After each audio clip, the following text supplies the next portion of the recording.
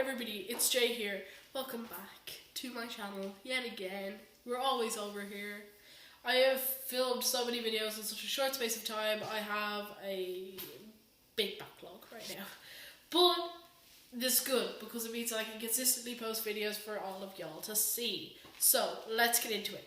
Today I'm talking about, is it transphobic to say you wouldn't date a trans person? Let me just say this at the start.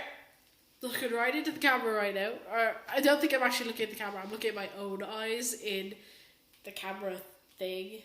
The camera viewfinder. It's not even a camera, it's my laptop. Anyway, I'm looking at my own face. This is my opinion, okay? You don't have to agree with me. This is what I think about this specific topic. A lot of trans people don't agree on this topic. This is what I believe to be correct when we talk about this kind of thing. And I hope that the way I explain my opinion will make it easier for you to understand. And that's my goal. My goal is to just make my opinion on this particular topic easier to understand and easier to access. Because I know that I have spent so long trying to figure out how to articulate this opinion. Now that I have the way to do it, I want to, as much as I can.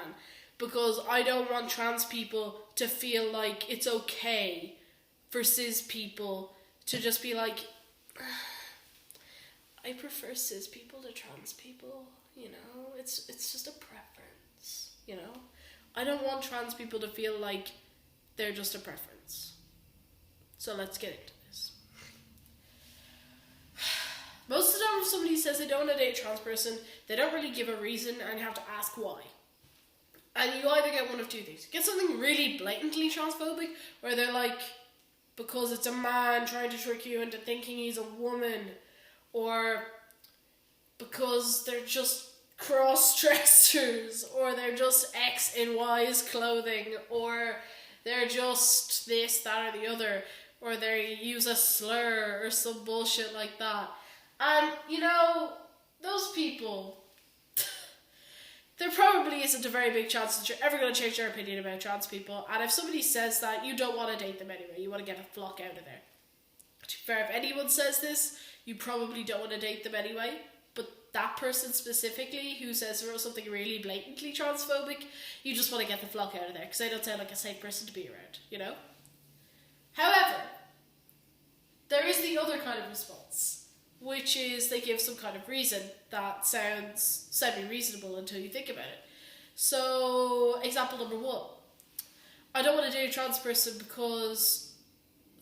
Okay, I have to clarify now what gender we're talking about here. Okay, let's say this is a straight guy.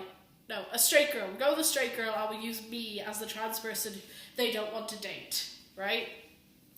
Let's say a straight girl says to me that she wouldn't date a trans person. And I ask her why. Some common responses would be, I don't want to date a trans person because I don't like vagina. I don't want to date a trans person because wouldn't that make me gay? I don't want to date a trans person because I can't have a baby with him. I don't want to date a trans person because I want to have normal sex, etc., etc., etc. I don't want to date a trans person because he won't look like a real man. I don't want to date a trans person because I don't like boobs, etc., etc. Insert another sweeping statement about trans people. And that's my point. If somebody says they don't want to date trans people, generally they're saying it based on a sweeping statement and assumption about the trans community as a whole. In this case, this person, this hypothetical being, is making assumptions about trans guys. She assumes that trans guys don't look like guys. She assumes that trans guys all have vaginas. She assumes that trans guys all have boobs. She assumes all these things about trans guys that, yeah, could be true, but not necessarily are. For example, yes, I have a vagina. I have boobs. I can't have kids. Well, I can't have kids with another person with a vagina. But I do look like a boy. For example, take a friend of mine. I'm not going to name him because that would just be weird. But a friend of mine, he does not have boobs. he has a vagina, he looks like a man, and he can't have kids. Then you pop over to the next person. Then you pop over to some other trans person, and you're like, okay, this trans guy doesn't have a vagina, doesn't have boobs, already has a kid, and looks like a guy. So trans people come in all different varieties. There aren't just one size fits all. Not every trans guy is like me, with the boobs and the vaginas and the parts, you know? Not every trans guy is like me. Not every trans guy has a full medical transition and has a penis and no boobs and has been on testosterone for 29,000 years. Not every trans guy does that.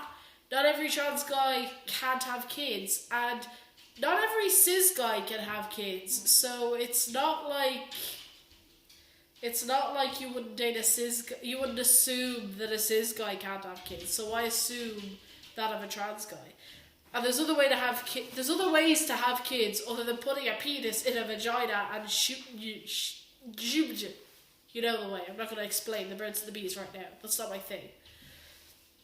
But anyway, the long and short of it is, somebody saying that they don't want to date a trans person because they're trans generally says that they don't want to date a trans person because of some kind of sweeping statement about trans people.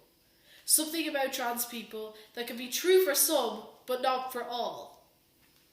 And that's the transphobic part. Now there is a little add-on here at the end about whether this is transphobic or not, but before I say that, I'm going to wipe my nose. Please ignore that part of the video entirely.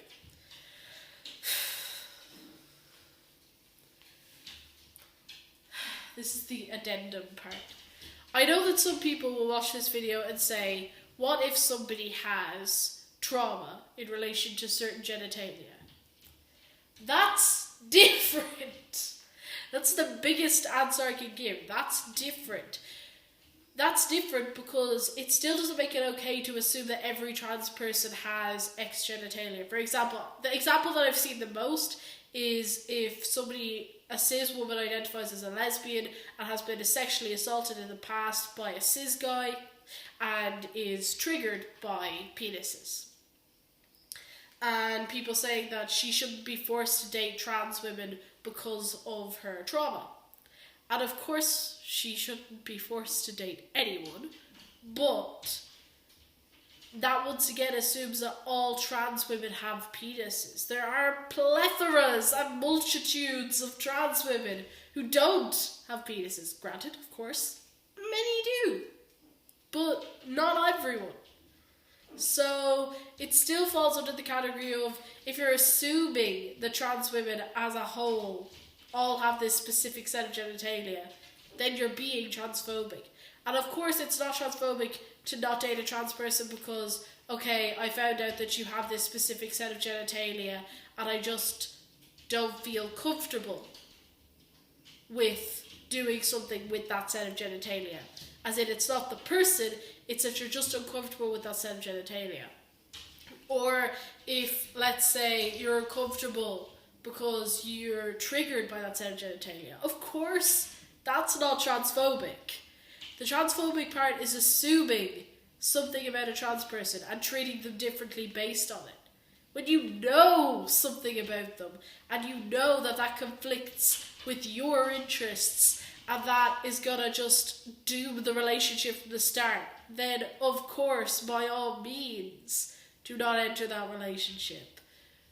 But don't just count out trans people because of a blind assumption that you have about them. Thank you for watching this video. If you liked it, please like. If you want to hear more from me and watch more of my videos, please subscribe and check out my channel for other videos. If you have a differing opinion or if you want to express your views on my opinion, please hit me in the comments. Please be polite, because I don't see why this kind of discussion needs to become an impolite one. Thank you for watching and goodbye.